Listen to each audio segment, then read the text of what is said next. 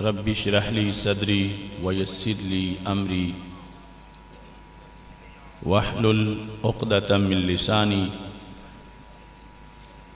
يفقهوا قولي أحمدك اللهم يا مجيب كل سائل والصلاة والسلام على من هو أفضل الوسائل وعلى آله وأصحابه ذوي الفضائل أما بعد فأعوذ بالله من الشيطان الرجيم بسم الله الرحمن الرحيم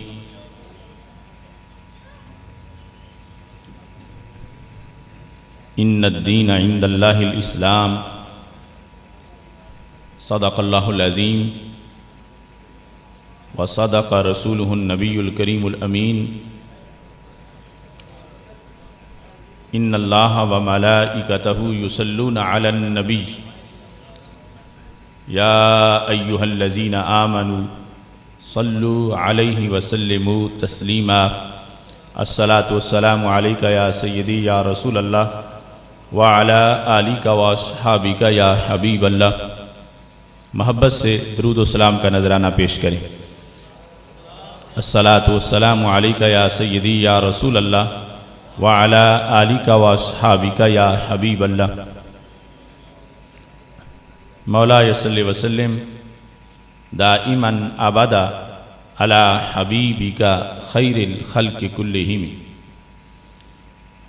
منزہ عن شریک فی محاسنہ فجوہر الحسن فیہ غیر منقاسم. یا اکرم الخلق مالی من الوذ به سواک عند حلول الحادث العممی. محمد تاج رسل اللہ قاطبۃ محمد صادق الاقوال والکلم. محمد ذکرہ روح لانفسنا محمد شکرہ فرد علی الامم.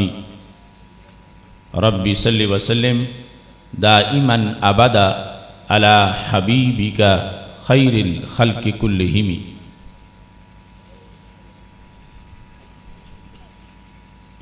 جان دینا ان کی خاطر، جان دینا ان کی خاطر ہے فریضہ حیات. جس طرح سمجھا ہے خود اوروں کو سمجھانا بھی ہے. کر کے جان و مال ان کی شان و عظمت پہ نثار، پھر ادائے عاشقی کو آج دہرانا بھی ہے. حق بیانی کی نہیں ہے جن زبانوں کو لگن، عظمت نبوی کا نعرہ ان سے لگوانا بھی ہے. کر رہے ہیں جو پیارے مصطفیٰ سے دشمنی، حب احمد کے تصدق ان سے ٹکرانا بھی ہے. زیغ میں اسلام وہ ممتاز غازی برملا، ظلم کے پنجوں سے اس کو ہم نے چھڑوانا بھی ہے. کہہ رہی ہے ہم سے آصف آج بھی فکر رضا، ان کی خاطر ہی جئیں گے اور مر جانا بھی ہے. اللہ تبارک و تعالی جل جلالہ وعم نوالہ واتم برہانہ وعظم شانہ وجل ذکرہ وعز اسمہ کی حمد و ثنا، اور حضور سرور کائنات مفخر موجودات زینت بزم کائنات دستگیر جہاں غم گسار زماں سید سروراں حامی بے کساں قائد المرسلین خاتم النبیین احمد مجتبیٰ جناب محمد مصطفیٰ صلی اللہ علیہ وآلہ واصحابہ وبارک وسلم کے دربار گہر بار میں ہدیہ درود السلام عرض کرنے کے بعد بانی کانفرنس فاضل محتشم برادر ذی وقار حضرت علامہ مولانا حافظ محمد الیاس جلالی صاحب زید مجدہ اور ان کے محفل استاذ القراء حضرت مولانا قاری علی محمد جلالی صاحب حافظہ اللہ تعالی، حضرت مولانا قاری محمد عبد الرشید صاحب وارثان منبر و محراب، ارباب فکر و دانش، نہایت ہی معزز و محتشم حضرات و خواتین، رب ذوالجلال کے فضل اور توفیق سے مدرسہ کنز الایمان جلالیہ غوثیہ کے سالانہ جلسہ دستار فضیلت کے موقع پر آج اس عظیم الشان تحفظ ناموس رسالت کانفرنس کا انعقاد کیا جا رہا ہے۔ میں اپنی طرف سے اس کانفرنس کے انعقاد پر حضرت مولانا حافظ محمد الیاس جلالی صاحب اور ان کی پوری ٹیم کو اور تمام شرکاء کو ہدیہ تبریک پیش کرتا ہوں۔ رب ذوالجلال آپ کی اس کاوش کو اپنے دربار میں قبول فرمائے۔ ایک دیہاتی علاقے میں اتنا بڑا جمع غفیر، یقیناً یہ عشق و مستی کا ایک سیلاب ہے۔ رب ذوالجلال ہر شخص کو قدم قدم پہ لاکھوں ثواب عطا فرمائے۔ آج کا یہ اجتماع بڑے ہی حساس لمحات میں منعقد کیا جا رہا ہے اور چند نہایت ضروری باتیں آج کے موضوع کے لحاظ سے آپ حضرات سے کرنی ہیں۔ اللہ کا کروڑوں بار شکر ہے کہ اس نے ہمیں دولت ایمان سے مالا مال کیا ہے۔ رب کعبہ کی قسم، کوئی شخص سونے کے محل میں بیٹھا ہو لیکن اس کے دل میں اندھیرا ہو، اس سے خائب و خاسر کوئی نہیں، اور کوئی اگرچہ کٹیا میں بیٹھا ہو مگر دل میں سویرا ہو، اس سے بڑا مالدار کوئی نہیں۔ اللہ کا فضل ہے کہ اس نے ہمیں ہمارے دلوں کو نور ایمان کے جلووں سے مالا مال فرمایا ہے۔ آج اس بات کے احساس کی ضرورت ہے کہ ہم صاحب ایمان ہیں۔ آج اس بات کی پہچان کی ضرورت ہے کہ ایمان ہوتا کیا ہے۔ آج اس چیز کو سمجھنے کی ضرورت ہے کہ جب بندے کے پاس ایمان ہو تو اس کی اتنی اونچی شان ہوتی ہے، اور پھر جب کسی کے پاس بہت بڑا سرمایہ ہو تو اس کی حفاظت کی ذمہ داری بھی ہوتی ہے۔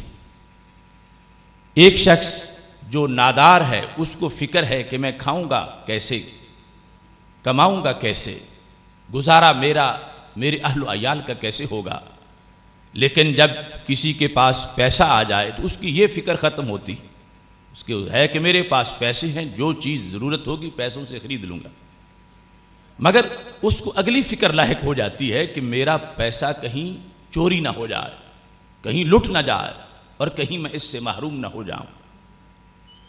ہم دولت ایمان سے مالا مال ہیں۔ اب ایمان بندے کے پاس آ جائے تو کیا آ جاتا ہے، تاکہ اس کو پتا ہو کہ میں معمولی نہیں، میرے پاس تو بہت کچھ ہے۔ اس کی فکر ختم ہو جائے، وہ در بدر پہ ٹھوکریں نہ کھائے، اور پھر ہاں یہ فکر اس کو لاحق ہو جائے کہ اللہ نے مجھے اتنی بڑی دولت دی ہے تو میں لحاظ کروں کہیں میری دولت کو کوئی ڈاکو چھین کے نہ لے جائے۔ آج جس قرآن کے علم کے اعزاز میں جلسہ دستار فضیلت کیا جا رہا ہے، رب ذوالجلال نے اس قرآن میں ہمیں یہ بتایا ہے کہ ایمان زندگی کا نام ہے۔ بندہ مومن ہو تو زندہ ہو جاتا ہے، اور زندگی کتنی بڑی چیز ہے۔ ایک شخص جو یہودی ہے، عیسائی ہے، ہندو ہے، غیر مسلم ہے، وہ مردہ ہے، اور مومن اللہ کی اذن سے زندہ ہے۔ آج جو جھلس رہا ہے امریکہ اور دھواں نکل رہا ہے وائٹ ہاؤس سے، اور یہود و ہنود کے ہوش اڑے ہوئے ہیں، وہ اس لیے کہ ہمارا قرآن ہر جگہ بولتا ہے، اسے کوئی پابندی میں جکڑ نہیں سکتا. اور قرآن انہیں کہہ رہا ہے مردو اگر زندگی چاہیے تو پھر میری تلاوت کیا کرو. جب انہیں دن رات مردہ کہا جاتا ہے اور قسمت میں نہیں کہ زندگی انہیں ملے تو وہ جھلستے ہیں، جلتے ہیں، دھواں نکلتا ہے تو انوسینس آف دا مسلم جیسی فلمیں بنانا شروع کر دیتے. ہم قرآن کو چھوڑ نہیں سکتے اور قرآن کو کوئی بدل نہیں سکتا. قرآن بتاتا ہے کہ جو غلام رسول علیہ السلام ہوتا ہے صرف وہی زندہ ہے، اور جس نے یہ کلمہ نہیں پڑھا اگرچہ وہ چل رہا ہے، پھر رہا ہے، وہ ایک موبائل مشین ہے، اس کو زندہ انسان نہیں کہا جا سکتا. قرآن مجید ہے. حضرت امیر حمزہ رضی اللہ تعالی عنہ نے جب کلمہ پڑھا تھا تو ان کی عظمتوں کا بیان شروع ہو گیا. ابو جال سے بڑی دوستی تھی، وہ چھوٹ گئی. جب حضرت امیر حمزہ رضی اللہ تعالی عنہ کی عظمتیں بیان ہوئیں تو ابو جال کے چیلے کہنے لگے یہی حمزہ ہماری بیٹھک میں ہمارے ساتھ بیٹھتے تھے تو کوئی عظمت نہیں تھی، آج یہ عظمت کہاں سے حاصل ہو گئی، ہم تو ایک جیسے ہیں. جب انہوں نے یہ کہا تو اللہ نے آیت نازل کر دی، اَوَمَنْ كَانَ مَيْتًا فَأَحْيَيْنَاهُ وَجَعَلْنَا لَهُ نُورًا يَمْشِي بِهِ فِي النَّاسِ كَمَنْ مَثَلُهُ فِي الظُّلُمَاتِ لَيْسَ بِخَارِجٍ مِّنْهَا. اللہ نے فرمایا نہیں، حمزہ اور ابو جال ایک جیسے نہیں. کیوں؟ فرمایا حمزہ مردہ تھے، ہم نے ایمان دے کے ان کو زندہ کر دیا ہے. اَوَمَنْ كَانَ مَيْتًا the person he was dead فَأَحْيَيْنَاهُ we have given him life. مردہ تھا، ہم نے اس کو زندہ کر دیا. اور دوسرا he is now in darkness وہ ابھی اندھیروں میں ہے، ابھی مردہ ہے. تو اللہ فرماتا ہے یہ دونوں برابر کبھی نہیں ہو سکتے. ابو جال اب بھی مردہ ہے اور حمزہ غلامی رسول اللہ علیہ السلام کا پٹا گلے میں ڈال کے زندہ ہو گئے ہیں. یہ اللہ کا قرآن جو بدلتا نہیں، کوئی شاعر کا تصور نہیں، کوئی کسی داستان کا انداز نہیں، یہ اللہ کا قرآن ہے. اور اس نے ہمیں یہ بتایا ہے کہ اسلام لانا زندہ ہونا ہے، کافر ہونا مردہ ہونا ہے. اے زندو تمہاری زندگی سلامت رہے. 15ویں صدی ہے، آج بھی رب کعبہ کی قسم ہماری مٹی اگرچہ گجرات کی ہے مگر سینے میں نور مدینہ شریف کا ہے. قرآن مجید برہان رشید نے زندگی دی ہے، اور یہ زندگی آئی کس کی وجہ سے ہے، زندگی بانٹی کس نے ہے. فلمیں بنانے والے سمجھتے ہیں کہ یہ سارا فیض ماہ مدینہ کا ہے، حملہ بار بار کرتے ہیں. رب ذوالجلال قرآن مجید برہان رشید میں اس زندگی کی تفصیل کو بیان کرتے ہوئے فرماتا ہے الف لام را کتاب انزلناہ الیک لتخرج الناس من الظلمات الی النور. محبوب ہم نے آپ کی طرف کتاب کو نازل کیا. We has revealed the book to you لتخرج الناس that you may bring out the people, whole mankind, from darkness to lightness. ہم نے آپ پر قرآن کو نازل کیا لتخرج الناس تاکہ آپ نکالے الناس کروڑوں لوگوں کو کہاں سے، من الظلمات اندھیروں سے، الی النور روشنی کی طرف. یہ میرے نبی علیہ السلام کا فیضان ہے، یہ 12 ربیع الاول شریف کی چمک ہے. صدیاں گزر گئی ہیں، آج تک بھی نور ختم نہیں ہوا. اس وقت گلوبل ویلی میں کائنات کے اندر 1.5 ارب انسانوں کے سینوں میں میرے نبی علیہ السلام کا نور چمکتا نظر آ رہا ہے. اسلام نور ہے، اسلام زندگی ہے، اور ملا ہے رسول اللہ صلی اللہ علیہ وسلم کے در سے. اور اس کا فائدہ کیا ہے؟ ہر وقت مومن کو پیداوار ملتی ہے. ہم نے کبھی سوچا ہی نہیں کہ کلمہ پڑھتے ہیں ہم تو ہماری شان کتنی ہے. غافل نہ ہو خودی سے کر اپنی پاسبانی، شاید کسی حرم کا ہے تو بھی آستانہ. کبھی للچائی ہوئی نظروں سے واشنگٹن کو مت دیکھو، کبھی رشک سے وائٹ ہاؤس کو مت دیکھو، کبھی یہود و ہنود کی جو ٹیکنالوجی کا ظاہری انداز ہے اس کو مت دیکھو، رب کعبہ کی قسم وہ ٹیکنالوجی تو محبوب کے غلاموں کے قدموں کی خیرات ہے، اور میرے محبوب علیہ الصلوۃ والسلام پر ایمان لانے کی وجہ سے ایک مومن کو وہ جو ایڈوانس ہوتا ہے، عظمت ملتی ہے، قیامت تک کا کوئی میٹر اس کی پیمائش نہیں کر سکتا۔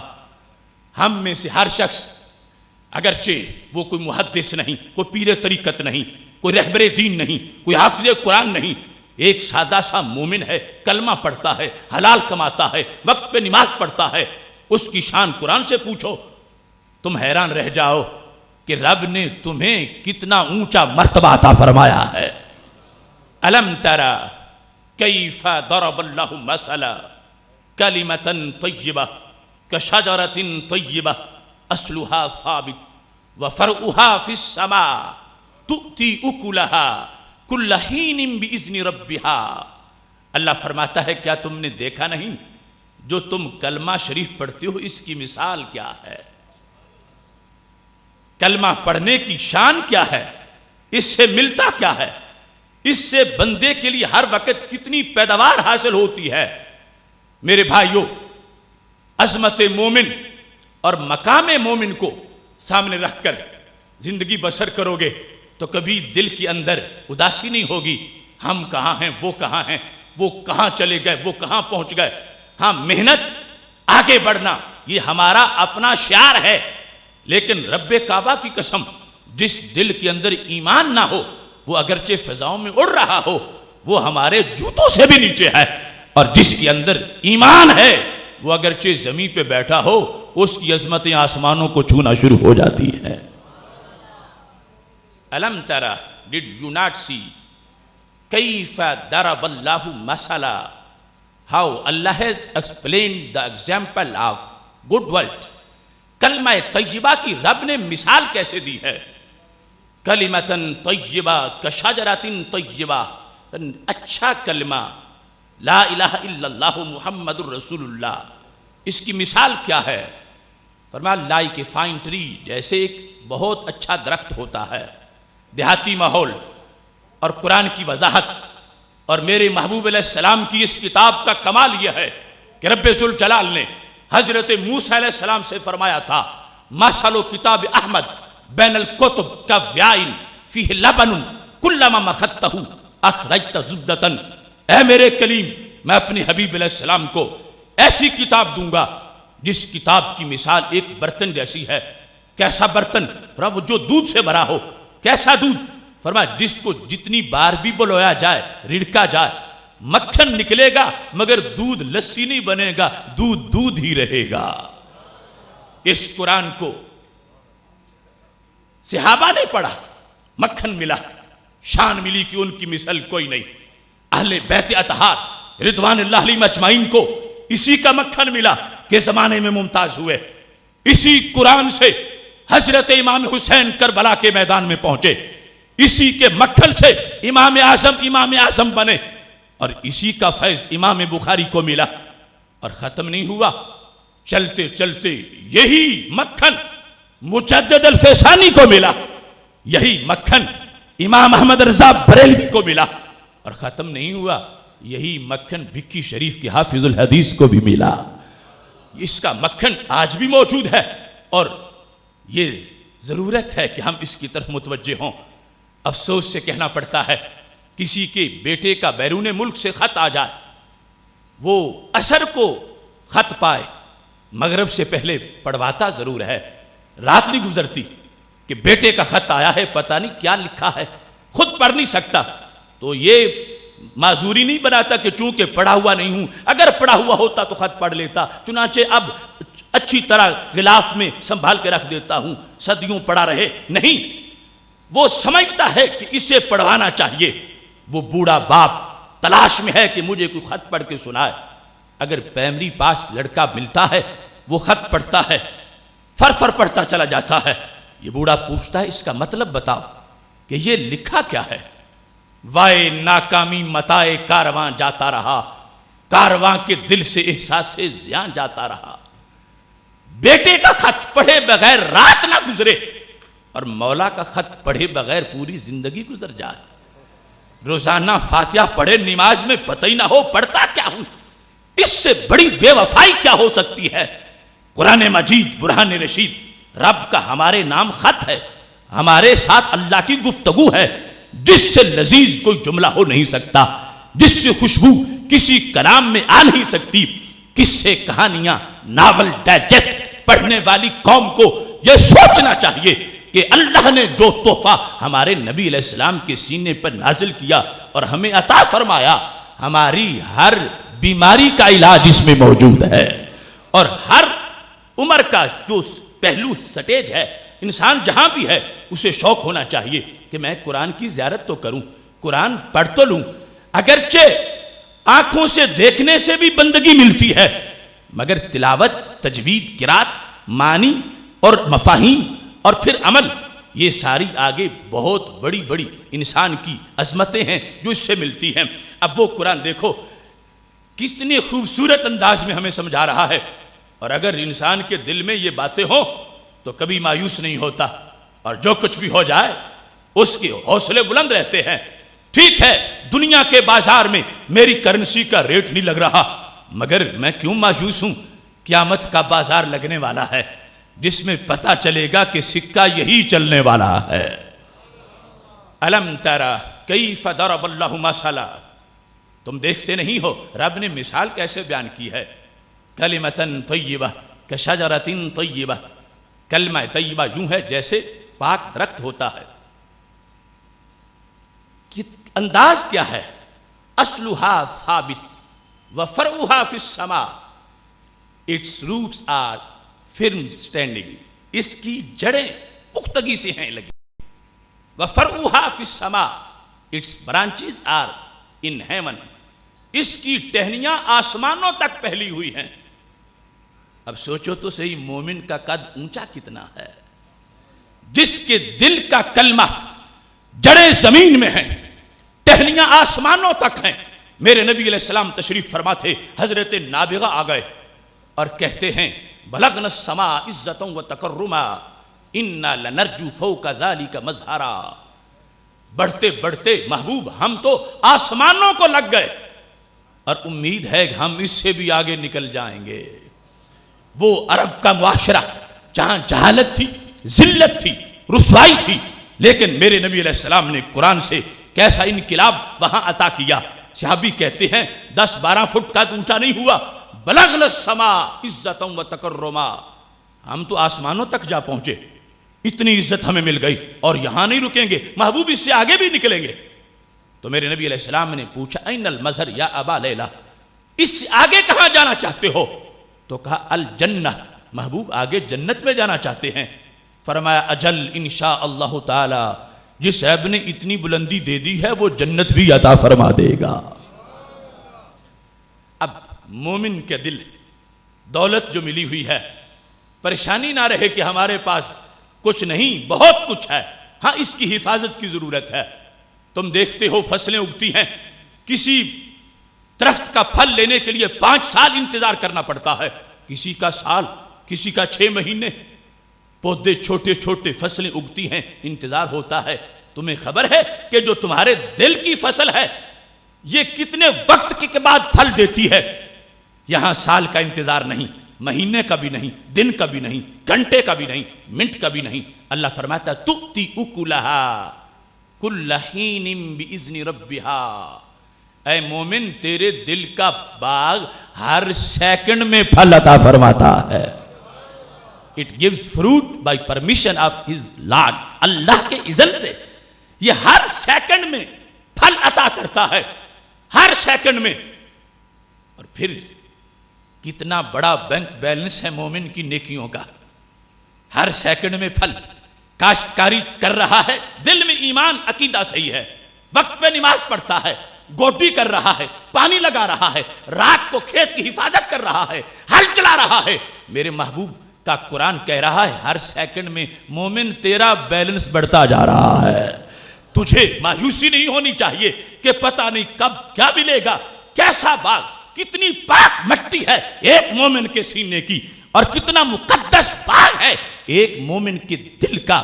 منافق، یہودی، عیسائی، ہندو، بدعقیدہ، اس کو محرومی کتنی ہے کہ اس کے پلے کچھ نہیں. اور جو صحیح العقیدہ مسلمان ہے، رب ذوالجلال نے ہر سیکنڈ اس کو پھل دینے والی فیکٹری عطا کر دی ہے، اور ہر سیکنڈ میں اس کا نامہ اعمال نیکیوں سے معمور ہوتا چلا جاتا ہے.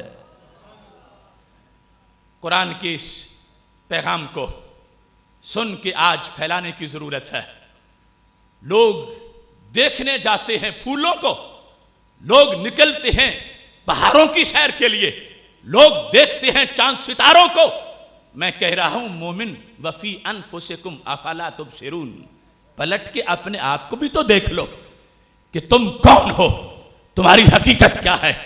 یہ سوز یقین، یہ فیت اور کریڈ، یہ عقیدہ، یہ مسلک اہل سنت جو رب ذوالجلال نے تمہیں صداقت دی ہے، اس کی وجہ سے تم تیز رفتار کتنے ہو، تمہاری شان کتنی بڑی ہے. میں افریقہ میں تھا، موریشس کا ایک تاریخی باغ ہے بوٹانک گارڈن. اس کے اندر ایک درخت ہے جو 1 صدی پورا ہونے کے بعد پھول نکالتا ہے، اور کل 8 درخت ہیں. ایک کو صدی گزر چکی ہے اور تقریباً 60 فٹ اس کی بلندی ہے، اور اب اس نے وہ 4-5 فٹ کا پھول نکالا ہوا، اور دنیا سے لوگ آ رہے ہیں اس درخت کو دیکھنے کے لیے جس نے صدی کے بعد پھول نکالا. سینچری گزری پھر بالغ ہوا، پھول نکلا، دنیا اس کو دیکھنے کے لیے آئی. میں اس کے پاس کھڑا تھا، وزٹر اس کو دیکھ رہے تھے، اور میں اپنے دوستوں کو حیرانگی سے کہہ رہا تھا یہ عجیب لوگ ہیں، اس کو دیکھتے ہیں جس نے صدی انتظار کروائے اور پھر پھول نکلا. ان کو چاہیے مومن کے سینے کو دیکھیں، جہاں صدی کا انتظار نہیں ہوتا، ہر سیکنڈ میں نیا پھول عطا ہوتا ہے. نعرہ تکبیر، نعرہ رسالت، نعرہ رسالت، نعرہ تحقیق، نعرہ حیدری، آستانہ عالیہ بکھی شریف. اس درخت کا نام ٹیلی پاٹ ہے. اس میں صدی گزرے تو پھول آتا ہے. ادھر پھول اور پھل 1 سیکنڈ لگتا ہے، اس سے پہلے تیار ہو جاتا ہے. اس واسطے میرے بھائیوں یاد رکھیں، آج اسلام پر ہونے کی وجہ سے ہماری آزمائش، اسلام پر ہونے کی وجہ سے جو صاحب نصاب ہو زکوٰۃ اس پہ ہی ہوتی ہے، اور جو صاحب نصاب نہ ہو زکوٰۃ اس پہ نہیں ہوتی. جس کے پلے کچھ نہ ہو اس کا امتحان کیسے ہوگا.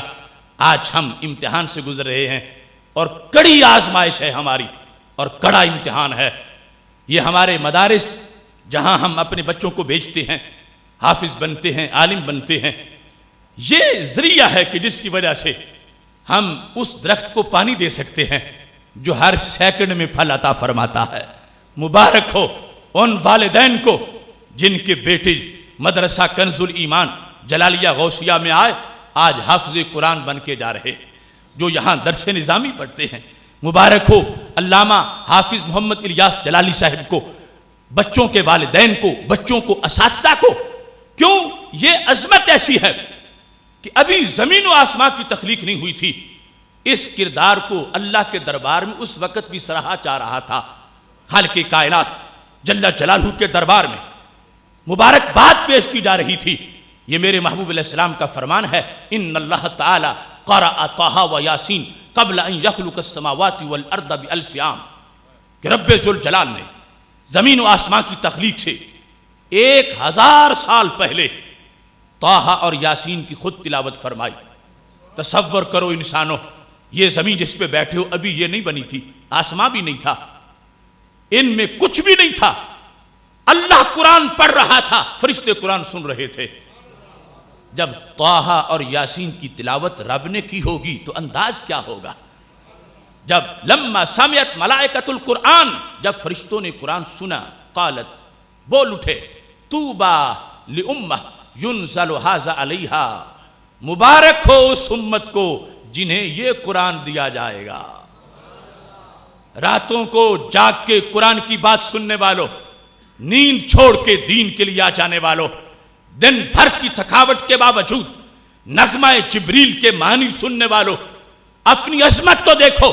ابھی پہلے نبی بھی دنیا پہ تشریف نہیں لائے تھے کہ محبوب کے صدقے تمہاری عظمت کے ڈنکے بج رہے تھے.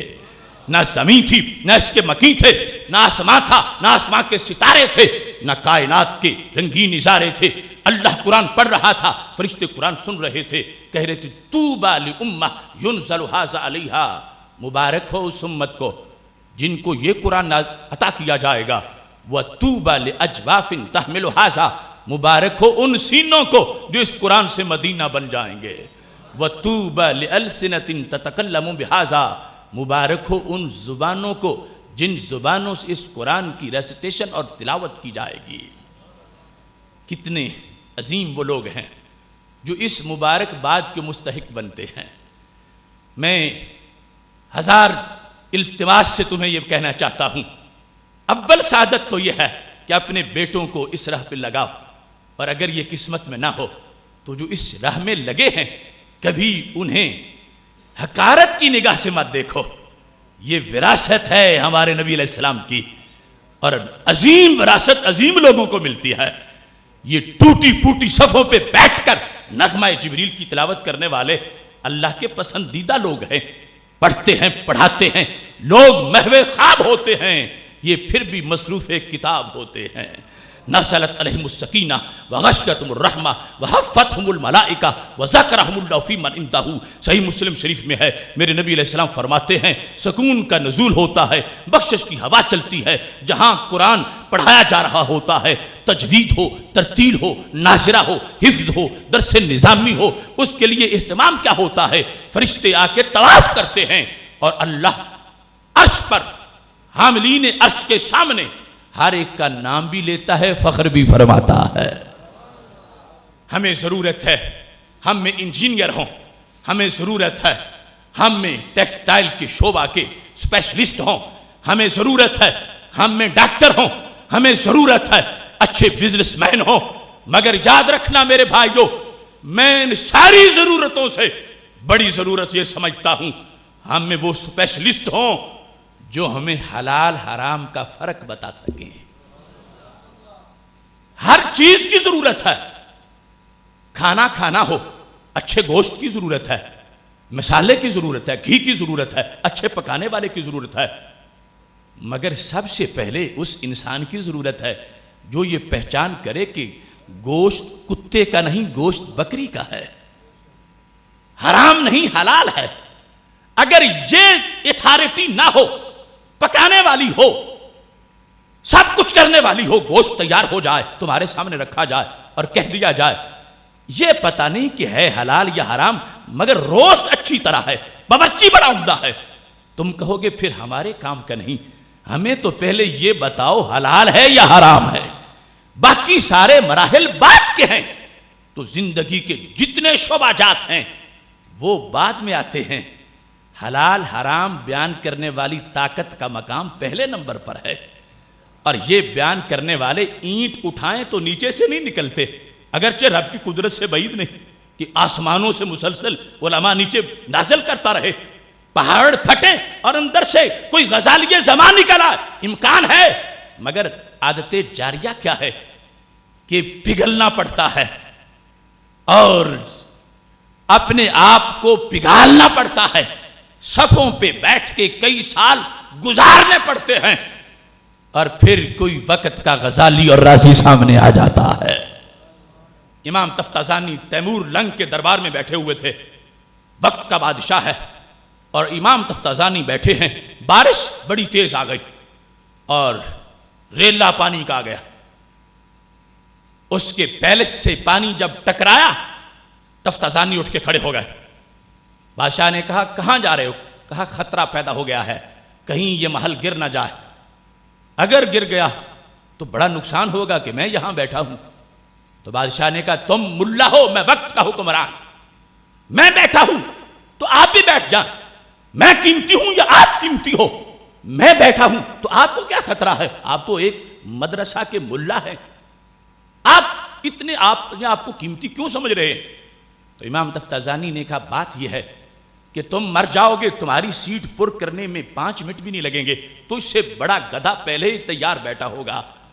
اور اگر میں مروں گا 30 سال کوئی مسلح پہ بیٹھ کے جگر پگھلا کے ہزاروں میل سفر کر کے آئے گا تو پھر امام تفتازانی کہلائے گا. میری جگہ پر کرنے میں 30 سال لگیں گے, تیری جگہ پر کرنے میں 30 منٹ بھی نہیں لگیں گے. اس واسطے میں یہ سمجھتا ہوں کہ ملت کا کہیں نقصان نہ ہو جائے. اس واسطے دوستو ضرورت ہے کہ ہم اپنے ایسے سپیشلسٹ تیار کریں کہ جو ہمیں بتائیں کہ حلال ہے یا حرام ہے. اور یہ ہر وقت ہمیں ضرورت ہے. کپڑے کی ضرورت ہے, کھانے کی ضرورت ہے, مگر یہ جو دین کا علم ہے اس کی سب سے پہلے ضرورت ہے. رات گزرنا مشکل ہے کہ طلاق ہوئی یا نہیں ہوئی, نکاح ہوا یا نہیں ہوا, تجارت جائز ہے یا ناجائز, سود بنا ہے یا نہیں, بے باطل ہے یا فاسد. ہر قدم پر ہم نے شریعت سے پوچھ کے چلنا ہے. یہی تو دین کا تقاضا ہے اور یہی ہمارا اور کافر کا فرق ہے. یہی جوز کرسچن سے ہمارا امتیاز ہے. وہ سودا بیچتے ہیں, گاہک کہتا ہے میں بھی راضی اور دکاندار کہتا ہے میں بھی راضی, تو سودا ہو گیا. لیکن مسلمان جب سودا کرے تو گاہک بھی راضی, دکاندار بھی راضی, لیکن کہتے ہیں سودا تب ہوگا جب مدینے والی سرکار بھی راضی ہوگی. سنت سے دیکھیں کیا اس طرح کا سودا جائز ہے؟ قرآن سے پڑھیں کیا اس طرح کا سودا جائز ہے؟ ہمارے قرآن نے ہمیں مسجد میں سجدے کا طریقہ بھی بتایا ہے, دکان پہ سودے کا طریقہ بھی بتایا ہے. یہ وجہ ہے کہ ہر سیکنڈ میں دل کا درخت پھل دیتا ہے. ورنہ ایک ہندو وہ بھی دکاندار ہے, ایک مومن وہ بھی دکاندار ہے. وہ دکانداری کرتا ہے اور مومن دکانداری بھی کرتا ہے, جنت کی تیاری بھی کرتا ہے. التاجر الصدوق مسافرۃ الکرام البرارہ. میرے نبی علیہ السلام فرماتے ہیں جو دکاندار بھی ہو, سچیار بھی ہو, قیامت کے دن رب بڑے فرشتوں کی سیٹوں پہ جگہ عطا فرمائے گا. تو یہ دکانداری کرتے کرتے جنت لے گیا. کاشتکار ہو, ایماندار ہو. صحیح مسلم کی حدیث شریف ہے, گندم کا فصل ہے, چیونٹیاں ہیں, چڑیاں ہیں, دانے اٹھا کے لے جا رہی ہیں. اسے کوئی پتہ نہیں کہ کتنی چڑیاں آئی تھیں, کتنے کوے آئے تھے, کتنی چیونٹیاں آئی تھیں. اللہ ہر دانے کے بدلے قیامت کے دن اس کو ایک نیکی عطا فرمائے گا. بارڈر پار کا ہندو بھی کاشتکار ہے اور سول خرد کا مسلمان بھی کاشتکار ہے. دونوں میں فرق کیا ہے؟ وہ کاشتکاری کرتا ہے اور آگ کی تیاری کرتا ہے, اور یہ مومن کاشتکاری بھی کرتا ہے ساتھ جنت کی تیاری بھی کرتا ہے. کیوں؟ وہ اپنی مرضی کرتا ہے, یہ مولا کی مرضی پہ چلتا ہے. اس بنیاد پہ ہمارا فرق ہے. اور یہی آج امریکہ کا وہ پراپوگنڈا ہے, وہ ہمارے نوجوانوں کو, عورتوں کو, بچیوں کو اغوا کرنے کے لیے کہتا ہے اسلام نے تمہیں باؤنڈ کر دیا, پابندیاں لگا دیں, آؤ ہم تجھے فریڈم دیتے ہیں, آزادی دیتے ہیں, جو چاہو کرو, کوئی پابندی نہیں ہے. اور ہمارے کچھ بھٹکے ہوئے لوگ کہتے ہیں ہم اسلام نے تو بڑا پابند کر دیا, چلو ہم ادھر ہی نکل جاتے ہیں, چلتے. میں سمجھانا چاہتا ہوں اور وائٹ ہاؤس تک مسلسل اس بات کو پہنچا رہا ہوں کہ آج امریکہ جس کو ترقی کہتا ہے, جس کو فریڈم کہتا ہے, جس کو آزادی کہتا ہے, یہ کام صدیوں سے ہمارے گدھے کرتے آ رہے ہیں. جو امریکی تھنک ٹینک کو آج سمجھ آئی, سول خرد کے کتے صدیوں سے وہ کام کر رہے ہیں. کیوں؟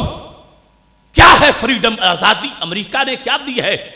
امریکہ کہتا ہے آزادی میری یہ ہے, جو چاہو کھاؤ کوئی پابندی نہیں, جو چاہو پہنو کوئی پابندی نہیں, جہاں چاہو دیکھو آنکھ کھلی چھوڑو کوئی پابندی نہیں, جہاں چاہو اپنی خواہش پوری کر لو, رشتے کی کہ جائز ہے یا ناجائز کوئی پابندی نہیں.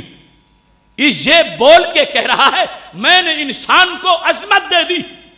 تو میں نے کہا نہیں, عظمت تو مدینے کی گلی سے ملتی ہے. تم نے تو انسان کو ڈنگر بنانے کا کانسٹیٹیوشن پاس کر دیا.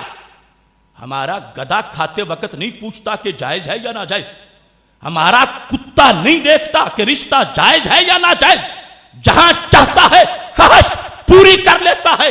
اے وائٹ ہاؤس کے کیڑوں, تم انسان کو کتا بنانا چاہتے ہو اور مدینے کا نظام انسان کو فرشتوں سے آگے لے جانا چاہتا ہے. نعرہ تکبیر, نعرہ رسالت, نعرہ تحقیق, نعرہ حیدری. دیکھو کتنا فرق ہے. میرے نبی علیہ السلام نے نکاح کے قانون بیان کیے, طلاق کے قانون بیان کیے, ایک مرد کے لیے شادیاں، مگر ایک عورت کی ایک شادی مغرب پیٹنے لگا کہ یہ اسلام اس نے تفریق کر دی ہے، عورت پہ ظلم ہو گیا ہے، مرد کو 4 شادیوں کی اجازت ہے تو عورت کو بھی ہونی چاہیے۔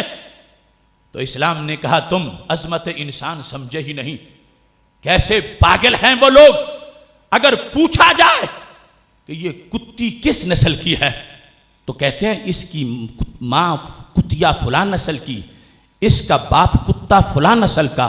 پوچھا جائے گھوڑا کس نسل کا ہے تو کہتے ہیں گھوڑی فلاں نسل کی تھی، گھوڑا فلاں نسل کا تھا۔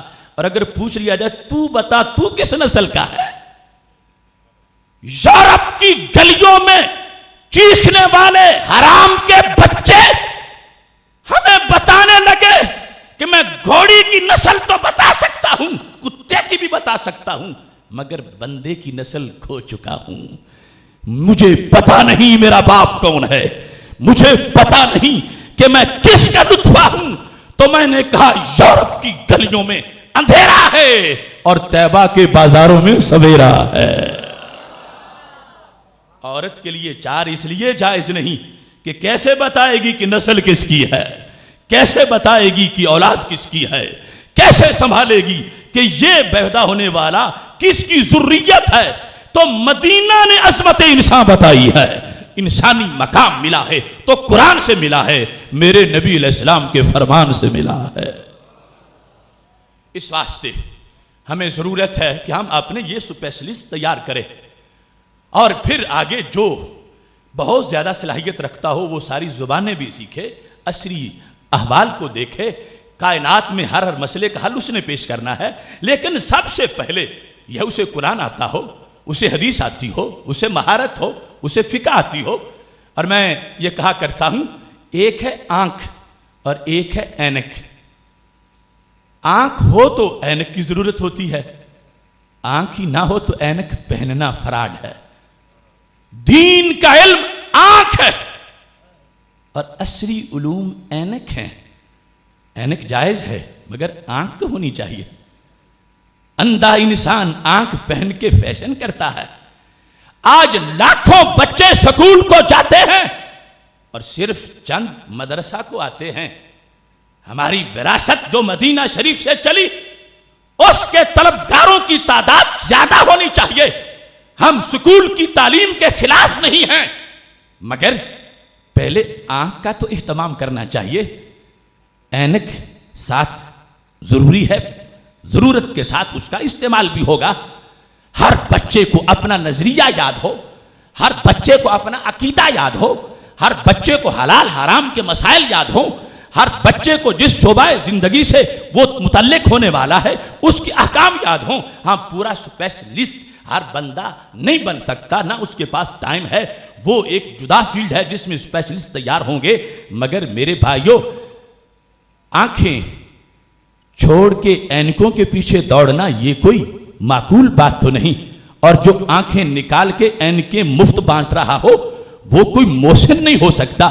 اس بنیاد پر ہماری تحریک یہ ہے کہ آنکھ بھی سلامت ہونی چاہیے، اور کچھ آنکھ کے اسپیشلسٹ بھی ہونے چاہیے کہ کہیں آنکھوں میں کوئی سکم ہے، سرما بھی مدینہ شریف کا فراہم کریں اور لوگوں کی نگاہوں کو تیز کریں۔ ہاں پوری کائنات میں ٹیکنالوجی وہ میرے محبوب کے غلاموں کی قدموں کی خیرات ہے، لیکن ہم ایسا سودا نہیں کریں گے کہ آئیڈیالوجی بیچتے جائیں، ٹیکنالوجی خریدتے جائیں۔ نہیں، ہم اس ٹیکنالوجی کو سلام کرتے ہیں کہ جس پر آئیڈیالوجی کا پہرا ہوتا ہے۔ سٹیرنگ مدینہ شریف کی طاقت کے پاس ہے اور باقی ساری سائنسز اس کے ہمراہ چلتی جا رہی ہیں۔ یہ وہ مستقبل ہے جس کی خبر ماہ مدینہ نے اپنے فرمان میں عطا فرمائی ہے۔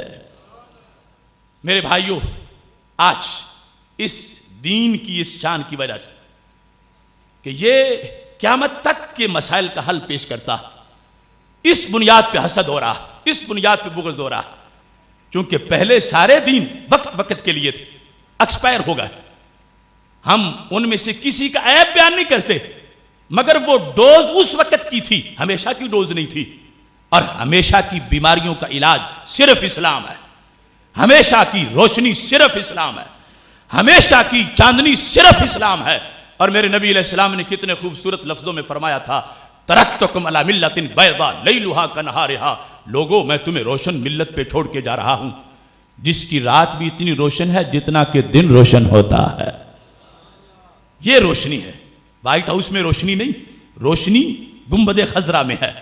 اور اس بنیاد پر رب ذوالجلال نے ہمیں یہ شان عطا کر دی، الیوم اکملت لکم دینکم واتممت علیکم نعمتی ورضیت لکم الاسلام دینا۔ Today I have perfected your religion and completed my favor at you۔ تاریخ گزر گئی، صدیاں گزر گئی، حضرت آدم علیہ السلام سے لے کر حضرت عیسیٰ علیہ السلام تک کسی پیغمبر کے حصے میں یہ اعلان نہیں آیا کہ اللہ ان سے کہے کہ آج انسانیت کا دین میں نے پورا کر دیا۔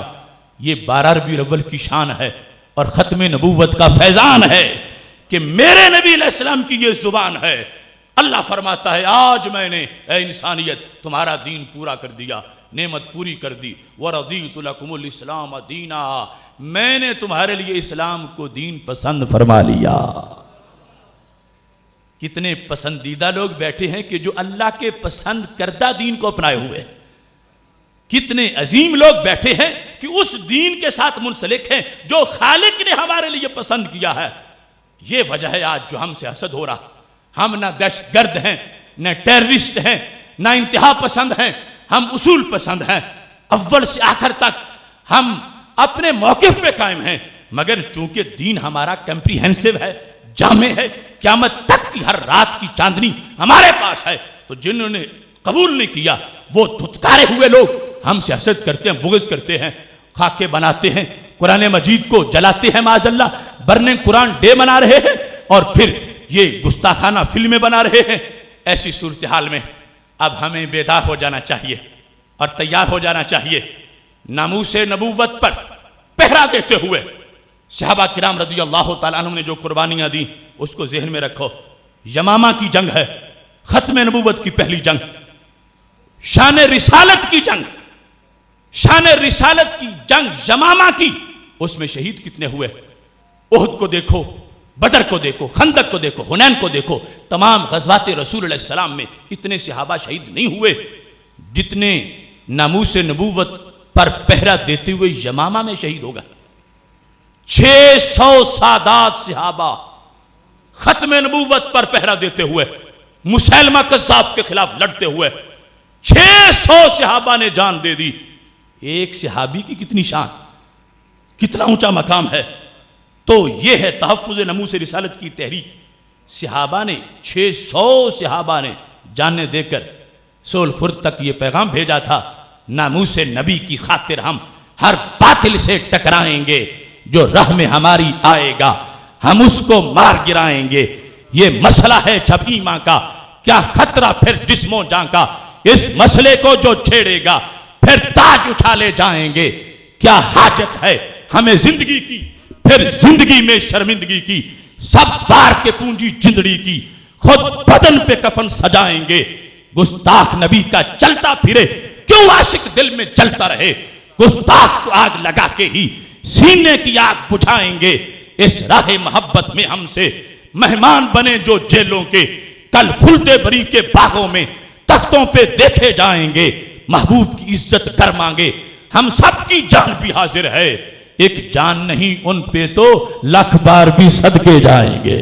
نعرہ تکبیر، نعرہ رسالہ، نعرہ تحقیق، نعرہ حیدری۔ میرے بھائیو، 12 ستمبر سے لے کر 24 ستمبر تک ورلڈ وائڈ پروٹیسٹ ہوا، احتجاج ہوا، اور پاکستان میں 21 ستمبر کا دن منفرد انداز کا ہے۔ اور میں اس بات پر حکمرانوں کو خراج تحسین پیش کرتا ہوں کہ انہوں نے عشق رسول صلی اللہ علیہ وسلم day of love the holy prophet منا کر ایک تاریخ مرتب کی ہے، مگر افسوس ہے کہ اتنے بڑے دن کا اعلان کر کے انہیں کہیں ریلیوں کی قیادت کرنا نصیب نہیں ہوا۔ وہ خود بلوں میں گھس گئے، مگر دنیا نے دیکھا کہ کروڑوں عاشقان رسول صلی اللہ علیہ وسلم، وہ بچے ہوں یا بوڑھے ہوں، وہ مرد ہوں یا عورتیں، گھر بند کر کے، کاروبار چھوڑ کے، کھیتوں سے نکل کے چھوٹی چھوٹی سڑکوں سے لے کر شاہراہ دستور تک، المار روڈ تک وہ نعرے لگا رہے تھے، ہم عظمت رسول کے پاسباں ہیں پاسباں، اور مغرب کو بتا رہے تھے کہ غیرت مسلم آج بھی زندہ ہے۔ آپ نے دیکھا ہوگا، میں اس دن گوجرانوالہ سے لاہور تک، چونکہ جیو کے پروگرام میں نے شریک ہونا تھا، میں نے دیکھا، میں نے زندگی میں ایسا منظر کبھی نہیں دیکھا۔ لگتا تھا کہ کسی لیڈر کی کال کا نہیں بلکہ جذبہ بلال کا منظر نظر آ رہا۔ اتنا جوش، اتنا جذبہ، اس انداز میں غلامان رسول صلی اللہ علیہ وسلم للکار رہے تھے امریکہ کو اور گستاخوں کو۔ لگتا تھا کسی پارٹی کے ممبر کی حیثیت سے نہیں بلکہ غلام پیغمبر کی حیثیت سے آگے بڑھ رہے۔ ظالم وہ شرپسند لوگ جو بینک ڈکیتی جیسے کام کر کے اس مقدس احتجاج کو انہوں نے داغدار کرنے کی کوشش کی، اور ظالم میڈیا کو وہ ڈنڈا چلانے والے چند شرپسند تو نظر آ گئے اور کروڑوں پرامن نعرے لگانے والے نظر نہیں آئے۔ انہوں نے وہ دکھا کے مغرب کو پھر موقع دیا کہ وہ عاشق کو گالی دے۔ رب کعبہ کی قسم میں پر یقین ہوں اور کہتا ہوں کہ کوئی عاشق صادق ایسی کمینی حرکت نہیں کر سکتا کہ اتنے مقدس احتجاج کے لیے نکلے اور بینک لوٹنے چلا جا۔ رب کعبہ کی قسم جس کے محور محبت پہ حملہ ہو چکا ہو اس کو پیسے لوٹنے کی کوئی ہوش نہیں ہوتا۔ مقدس احتجاج کو بدنام کرنے کی کوشش کی گئی، اور پھر رہتی سہتی کسر اوباما حراما نے جنرل اسمبلی کی تقریر میں نکال دی۔ ہمارا میڈیا ہم تک وہ بات نہیں پہنچا رہا جو ہمارے خلاف مغرب کا دھواں نکل رہا ہے۔ 12 ستمبر سے لے کر 24 ستمبر تک پوری دنیا میں ہلچل مچی، مگر امریکی صدر 25 ستمبر کو یونائٹڈ نیشنز کی 67 جنرل اسمبلی میں تقریر کرتے ہوئے کیا کہتا ہے؟ روح سے دھواں نکلتا ہے اس کی باتیں سن کے، اور اس کے بعد پھر زندہ رہنے کا کوئی جواز ہمیں ڈھونڈنا پڑے گا، ورنہ اس طرف سے اتنے بڑے احتجاج کے باوجود اس بے غیرت کے کانوں پہ جوں رینگتی بھی نظر نہیں آئی، اور اس کی تقریر ایک مستقل صدمہ ہے مسلمانوں کے لیے اور مستقبل کا بہت بڑا خطرہ۔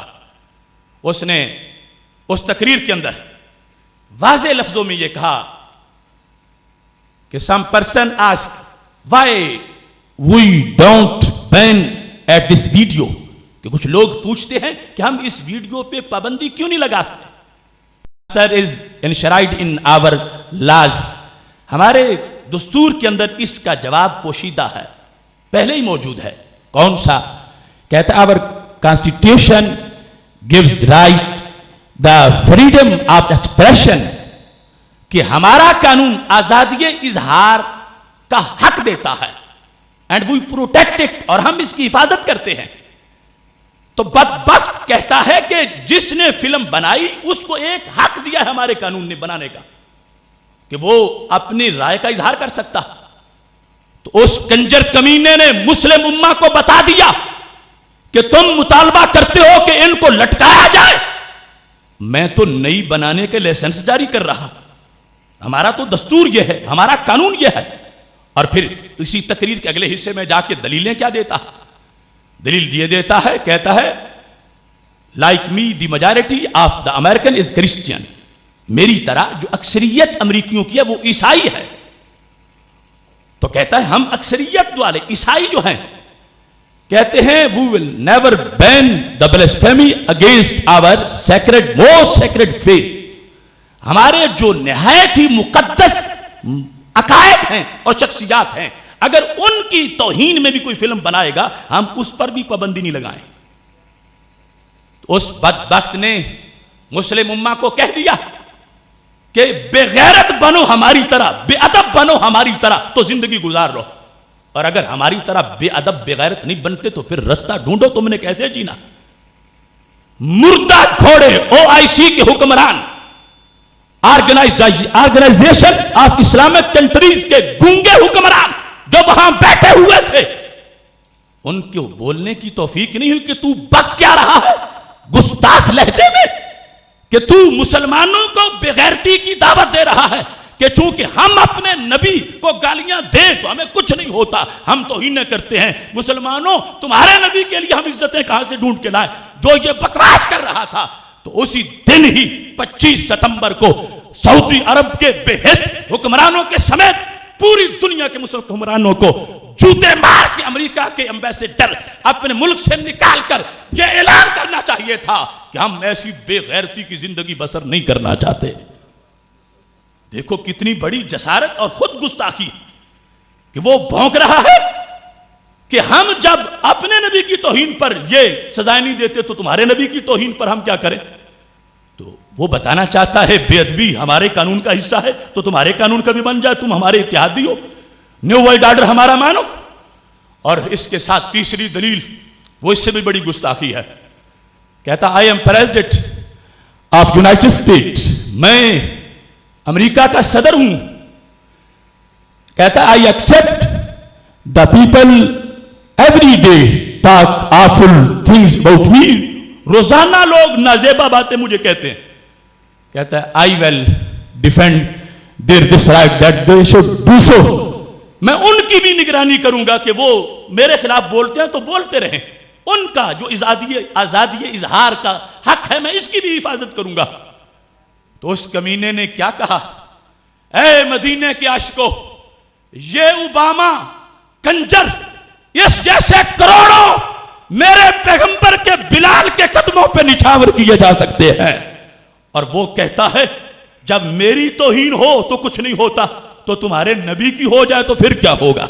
وہ اپنے آپ کو ماہ مدینہ کے برابر پیش کر کے دلیل دے رہا ہے جنرل اسمبلی میں یونائٹڈ نیشن کے اندر کہ جب میری توہین پر کوئی گرفتار نہیں ہوتا، کسی کو سزا نہیں ہوتی، تو پھر یہی تمہارے نبی علیہ السلام کے لیے بھی ہمارا قانون ہوگا۔ یہ نسبت خاک رب عالم پاک اپنے آپ کو سرکار کے برابر پیش کر کے اس نے یہ بکواس کر دیا۔ اور حیران ہوں میں کہ کہیں سے کوئی آواز بلند نہیں ہوئی کہ جو ایوانوں میں بیٹھے ہیں مست گیدڑوں کی طرح، انہیں خبر نہیں کہ مقام نبوت پہ حملے ہو رہے ہیں، گستاخیوں کے لائسنس جاری ہو رہے ہیں، اور ہماری قوم کو ایک یوم عشق رسول اللہ السلام منا کے تھپکی دے کے سلانے کی باتیں ہو رہی۔ اس واسطے اگرچہ یہ اجتماع ایک دیہات میں ہے مگر یہ راہ نجات میں ہے اور رحمت کی برسات میں ہے۔ اے پاک ضمیر انسانوں، میں تم سے اس خط کا تذکرہ کرنا چاہتا ہوں جو احد کے میدان میں ایک غازی نے لکھا تھا، نام سعد بن ربیع ہے، میرے نبی علیہ السلام کے صحابی ہیں۔ حضرت زید گئے، دیکھا سعد بن ربیع کے بدن پر 70 زخم لگے ہوئے تھے، خون بہ رہا تھا، آخری سانس نکل رہی تھی۔ اس وقت انہوں نے خط ہمارے نام بھیجا تھا، کہا تھا لا عذر لکم یوم القیامہ ان خلص الی رسول اللہ مکروہن ومنکم عین تطرف۔ اے قیامت تک کے مسلمانوں، اگر تم میں سے ایک کے زندہ ہوتے ہوئے بھی توہین رسالت ہو گئی، اللہ اس ایک کو بھی قیامت کے دن معافی نہیں دے گا، کہ جو کہے چونکہ میں اکیلا تھا، مقابلے میں پوری دنیا تھی، میں کیا کرتا؟ رب فرمائے گا تو کیوں زندہ رہا، تو بھی تو شہید ہو جاتا۔ جب ایک کو معافی نہیں ملے گی تو اب 1.5 ارب زندہ ہیں عاشقان رسول صلی اللہ علیہ وسلم، تو ہمیں اپنی زندگی کا جواز ڈھونڈنا پڑے گا۔ اس واسطے مستقل انداز میں امریکہ کے ہوش ٹھکانے لگانے کے لیے ہمیں اس تحریک کو آگے بڑھانے کی ضرورت ہے۔ ہمارا کل بھی لاہور میں، چونکہ پورے ملک میں غازی ممتاز زندہ باد ڈے ہم منا رہے ہیں، لاہور اسٹیشن سے امریکی سفارتخانے تک ریلا ہے، اور اس کے بعد انشاءاللہ ہم اگلے لائحہ عمل میں اگر ہمارے مطالبات تسلیم نہ ہوئے تو لاہور سے اسلام آباد عشق رسول لانگ مارچ کا اعلان کریں گے، اور آپ نے گھر بار چھوڑ کے اپنے بچوں کو ساتھ لے کے مال روڈ پہ اور اس اپنے جی ٹی روڈ پہ پہنچ جانا ہے انشاءاللہ۔ اس سلسلہ میں مجھے افسوس ہے ان بہروپیوں پر جنہوں نے 13 گھنٹے تقریر کر کے یہ کہا تھا کہ کوئی عیسائی تو توہین کرتا ہی نہیں ہے۔ آج ہجڑے جب احتجاج کرنے لگے تو شرم کے مارے وہ بھی احتجاج کو آ گئے، اور مجھے افسوس ہے ایسا شخص کہتا ہے میں نمائندگی کروں گا مسلمانوں کی، اگر سام باسل نے جواب میں وہ تقریر 13 گھنٹے والی جو سلمان تاثیر کی حمایت میں تو نے کی ہے پیش کر دی تو جواب کہاں سے دو گے؟ اگر اس نے کہا کہ میں نے فلم تو بنائی ہے مگر میری تو نیت نہیں تھی توہین کی، اور تم کہتے ہو نیت توہین کی نہ ہو تو توہین بنتی نہیں، ایسے بدبخت لوگ بھی ہماری تحریک کو متاثر کرنا چاہتے ہیں۔ عاشقوں، چونکہ وقت تھوڑا ہے، میں اس تازہ پس منظر پر اپنے دل کی آہ کو پیش کرتے ہوئے اپنی بات کو سمیٹ رہا ہوں۔ کہہ ہی دوں میں آج تجھ سے درد دل کی داستاں، خشک میرا سوچتے خون جگر ہونے کو ہے، سامنا ہے پھر جہاں کو آتش نمرود کا، عشق بھی اپنی ادا میں بے خطر ہونے کو ہے۔ یہ جو فلم ہے یہ آتش نمرود ہے، اور اڈیالہ جیل کا ممتاز یہ بے خطر عشق ہے۔ اگر ادھر نمرودی ہے تو ادھر ابراہیمی ہے۔ ایک غازی نہیں، گلی گلی میں لاکھوں ممتاز غازی ہیں، اور میں امریکہ پر واضح کرنا چاہتا ہوں، رب کعبہ کی قسم، امریکہ کی کسی لیٹسٹ فیکٹری میں بھی وہ اسلحہ تیار نہیں ہوتا جو سول خرد کی ٹالی کے نیچے بیٹھی ہوئی ایک غلام رسول عورت کی گود میں اسلحہ تیار ہو جاتا ہے۔ امریکہ کو بھول ہے اپنی یہ ٹیکنالوجی پر، علم الدین والا اسلحہ امریکہ کے پاس نہیں ہے، وہ مسلم امہ کے پاس ہے۔ سامنا ہے پھر جہاں کو آتش نمرود کا، عشق بھی اپنی ادا میں بے خطر ہونے کو ہے۔ یاد رکھیں یورپی کشتی کے ظالم ناخدا آج کی موجوں سے پیدا ایک بھنور ہونے کو ہے۔ چھا رہے ہیں بندگان کبریا طاغوت پر، بیت ابیض جلد ہی زیر و زبر ہونے کو ہے۔ بیت ابیض وائٹ ہاؤس کا عربی میں ترجمہ۔ چھا رہے ہیں بندگان کبریا طاغوت پر، بیت ابیض جلد ہی زیر و زبر ہونے کو ہے۔ وارننگ ہے ان مقامی گیدڑوں کو ایک بار، یہ اوباما چند دنوں میں در بدر ہونے کو ہے۔ چھا رہے ہیں بندگان کبریا طاغوت پر، بیت ابیض جلد ہی زیر و زبر ہونے کو ہے۔ وارننگ ہے ان مقامی گیدڑوں کو ایک بار، یہ اوباما چند دنوں میں در بدر ہونے کو ہے۔ کوچ کرنے کو ہوئے ہیں ظلمتوں کے قافلے، دیکھتا ہوں دین حق کو پھر سحر ہونے کو ہے۔ گونج اٹھتی ہیں فضائیں نعرہ تکبیر سے، میری بستی کی طرف روئے کمر ہونے کو ہے۔ جاگتے رہ کے بناؤ عشق کی مالا کوئی، اس طرف شاہ مدینہ کا گزر ہونے کو ہے۔ نعرہ تکبیر، نعرہ رسالہ، نعرہ تحقیق، آستانہ عالیہ بکیشری، ادارہ صراط مستقیم پاکستان۔